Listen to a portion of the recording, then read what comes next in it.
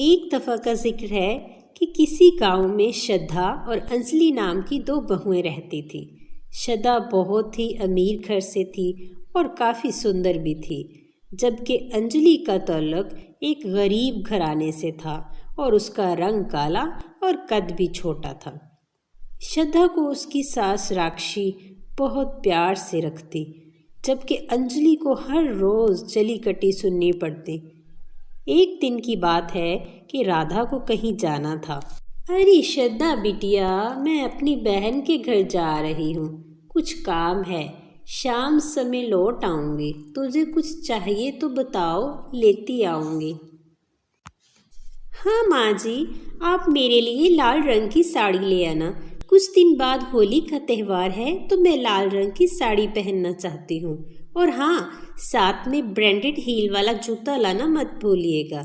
बाकी चूड़ियाँ, कंगन और बिंदिया आप अपनी मर्जी से ले आना, बस और कुछ नहीं चाहिए। हाँ ठीक है मेरी प्यारी बिटिया रानी, सब कुछ ले आऊँगी, चिंता न करो। और हाँ, खाना टाइम पे खा लेना। अच्छा ठीक है बिटिया रानी, अब मैं चलती हूँ। इतना कहकर राक्षी जाने लगती है तो अंजलि तुरंत बोलती है, माँ जी, आपने मुझसे तो कुछ पूछा ही नहीं कि मुझे भी कुछ चाहिए या नहीं, जबकि मेरा भी होली वाले दिन लाल रंग की साड़ी पहनने का बहुत मन है। अबे चल चल, दफा हो, आई बड़ी लाल रंग की साड़ी पहनने वाली। शक्ल देखी है अपनी औकात देखी है क्या? रंग ऐसा काला और पहनी इसने लाल साड़ी है। छोटे कद पे कब लाल साड़ी जचती है। मनहूस ने रास्ता रोक लिया, अब पता नहीं कैसा सफ़र गुजरेगा। राक्षी ये सब बातें सुनाकर चली जाती है। अंजलि बेचारी श्रद्धा के सामने अपनी इंसल्ट करवाकर बहुत हर्ट होती है। श्रद्धा अंजलि को देखकर हंसने लगती है और कहती है, अरे अंजलि, तुम अच्छी तरह जानती हो कि सासू माँ तुम्हें अच्छा नहीं समझती और फिर मेरी नकल तो वो कभी नहीं करने देगी, तो क्या फ़ायदा ऐसे अपनी अरदास बयान करने का। मेरी मानो तो सारी इच्छाएं गंगा में बहा दो, क्योंकि तुम्हारी कोई इच्छा भी मेरे होते हुए पूरी होने वाली नहीं। मैं ठहरी एक सुंदर और सुशील बहू और तुम ही काली कलोटी बहू। अंजलि कहती है, श्रद्धा, मैं जानती हूँ तुम ठीक कह रही हो, चाहे तुम्हारा अंदाज मेरे जख्मों पर नमक छिड़कने वाला ही है, पर नहीं तो तुम्हारी बात से मैं इनकार नहीं कर रही। और रही बात अपनी सारी इच्छाएं गंगा में बहाने की, तो ये मैं नहीं कर सकती, बल्कि मैं तो क्या, कोई भी अपने सपने अपने हाथों से, अपनी आँखों से नहीं नोच सकती। अरे वाह वाह, देखो ज़रा इस काली कलोटी अंजलि को, कितना भाषण दे रही है, जैसे तुम्हारे इस संस्कार को जानकर ये सब तुम्हें भी अच्छी बहू स्वीकार कर लेंगे। अंजलि कहती है, भले मुझे सब अच्छी बहू स्वीकार ना करें, पर नहीं तो मैं अच्छी बहू हूँ, ये सब जानते हैं और मेरे काले होने को मानते नहीं। अंजलि श्रद्धा को जवाब देकर घर के काम करने लगती है, जबकि श्रद्धा सोफे पर बैठ जाती है। और थोड़ी देर गुजरती है तो श्रद्धा का पति किशन घर आ जाता है। किशन एक अच्छे मन का लड़का था जो सबका बहुत ख्याल रखता था। किशन ने देखा कि अंजलि अकेली काम कर रही है और इसकी पत्नी श्रद्धा सोफे पर बैठी टीवी देख रही है, तो उसने कहा, श्रद्धा, अंजलि अकेली काम कर रही है, इसकी हेल्प कर दो। ऐसे अगर वो अकेली काम करती रही तो वो बीमार पड़ जाएगी। मुझसे नहीं होता ये काम वाम, ना मैंने अपने मायके में काम किया था। मेरे पिताजी ने ढेरों नौकर रखे हुए थे जो सारे घर का काम करते थे।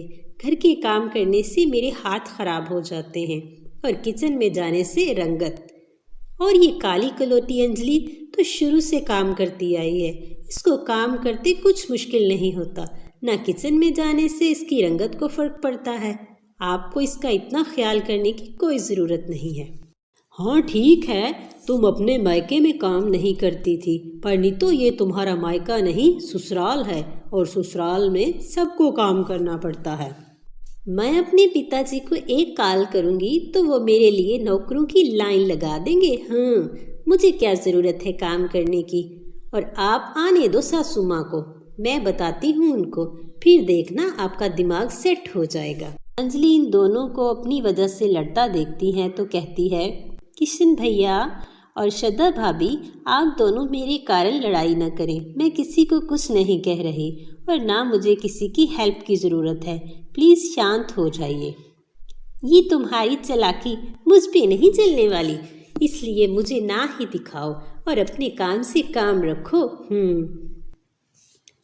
अंजलि श्रद्धा की बात सुनकर सिर पकड़कर बैठ जाती है और कहती है, हे भगवान, मुझसे ऐसी कौन सी गलती हो गई है? ऐ ऊपर वाले, मुझसे ऐसा कौन सा पाप हो गया है जो ये सब लोग मेरे साथ ऐसा व्यवहार करते हैं? मैं तो सबका भला ही सोचती हूँ, पर मेरा भला मुझ पे ही उलट जाता है। ऐसे ही शाम हो जाती है और राक्षी भी घर आ जाती है। अभी वो घर में इंटर हुई ही थी कि इसे जोर का चक्कर आता है और वो वहीं गिर जाती है। उसकी चीख की आवाज़ सुनकर सब भागकर बाहर आते हैं और इसे अंदर ले जाते हैं। राक्षी पलंग पर लेटी कराह रही थी कि अंजलि इसके पास आती है और कहती है, माँ जी, आपको किस जगह तकलीफ हो रही है? मुझे बताइए, मैं वहाँ बाम लगा देती हूँ। देखना आप तुरंत ठीक हो जाएंगी, क्योंकि वो बाम घर की प्योर जड़ी बूटियों से बनी हुई है, जिसके लगाने से शरीर की सारी दर्द खत्म हो जाती है। नहीं नहीं, मुझे तुमसे कोई बाम वाम नहीं लगवानी। पता नहीं किस प्रकार की बाम होगी, मुझे सूट भी करेगी या नहीं, और क्या पता मुझसे अपने बदले लेने के लिए कोई ऐसी बाम लगा दो जिससे मैं दोबारा चल फिर ही ना सकूं। ठीक है माँ जी, आपको मुझ पे विश्वास नहीं तो कोई बात नहीं, मैं आपको बाम नहीं लगाती, पर आप अपने विश्वास के लिए इस बाम के बारे में पता करवा लें ताकि आपकी तसल्ली हो जाए। वहीं आप ये बाम लगवा लेना। हाँ हाँ, ये तो मैं पता करवाऊंगी। ये बाम मैं तुमसे नहीं लगवाऊंगी, ये बाम मुझे श्रद्धा लगाएगी। नहीं नहीं, मुझे नहीं लगानी आती बाम वाम, न मैंने कभी किसी को लगाई थी, इसलिए मुझे तो क्षमा ही रखिए इस काम से। और जब अंजलि कह रही है कि वो आपको बाम लगा देगी तो लगवा लेना माँ जी। मैं कौन सा पिछले जन्म में डॉक्टर रही हूँ जो मुझे इस सब के बारे में जानकारी होगी। मैं तो चली अपने कमरे में आराम करने। श्रद्धा बातें करके अपने कमरे में चली जाती है। पीछे राक्षी श्रद्धा के इस रवैये के कारण रोने लग जाती है और उसको बहुत दुख होता है। माँ जी, आप रोना बंद करें, श्रद्धा के कारण अशांत मत हों। ये ऐसे ही घुमंडी है, ऊपर से आपने इसे सर पर चढ़ा रखा है। अंजलि भाभी बहुत संस्कारी हैं, भैया घर नहीं होते फिर भी ये अपनी सारी जिम्मेदारी पूरी करती है। मुझे किसी से कुछ नहीं कहना, मुझे अकेला छोड़ दो, जाओ यहाँ से, मैं अकेले रहना चाहती हूँ, मुझे नहीं ज़रूरत किसी की भी। राक्षी अंजलि और किशन को बहुत डांट कर अपने कमरे से निकाल देती है। वो दोनों बाहर आते हैं तो श्रद्धा लाल साड़ी और ब्रांडेड हील वाला जूता पहनकर तैयार खड़ी होती है। किशन श्रद्धा को देखकर कहता है, श्रद्धा, तुम इतनी तैयार होकर कहाँ जा रही हो? मैं अपने मायके जा रही हूँ, जब तक सासू माँ ठीक नहीं हो जाती मैं वापस नहीं आऊँगी। श्रद्धा अपने मायके चली जाती है और पीछे अंजलि सारे घर का काम भी करती है और राक्षी का ख्याल भी अच्छे से रखती है। राक्षी को अब उभास हो रहा था कि सुंदरता ही सब कुछ नहीं होती, संस्कार ही सब कुछ होते हैं। वो मन ही मन में बहुत शर्मिंदा होती है। 2-3 माह गुजरते हैं तो अंजलि के ख्याल रखने के कारण राक्षी बहुत चेंज हो जाती है। राक्षी अंजलि को अपने कमरे में बुलाती है और कहती है, अंजलि बिटिया, मुझे तुमसे एक बात कहनी है, काम से फारिग होकर मेरे कमरे में आना, मुझे बात करनी है। जी माँ जी, कहिए क्या बात है? मुझे क्षमा कर दो अंजलि, मैं तुम्हें समझ नहीं पाई।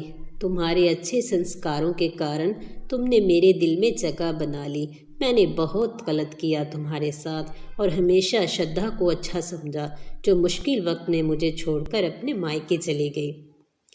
अंजलि राक्षसी को क्षमा कर देती है और वो हंसी खुशी अपना जीवन संपन्न करने लगते हैं। तो देखा आपने, सुंदरता ही सब कुछ नहीं होती, बल्कि संस्कार से इंसान सब कुछ कर सकता है, दूसरों के दिल भी जीत सकता है और एक अच्छी ज़िंदगी भी गुजार सकता है। मज़ेदार कहानियाँ देखने के लिए हमारे चैनल को लाइक करें और हाँ, शेयर करना मत भूलें। हाँ, देखते रहें Story Hub Corner. Bye bye, Tata.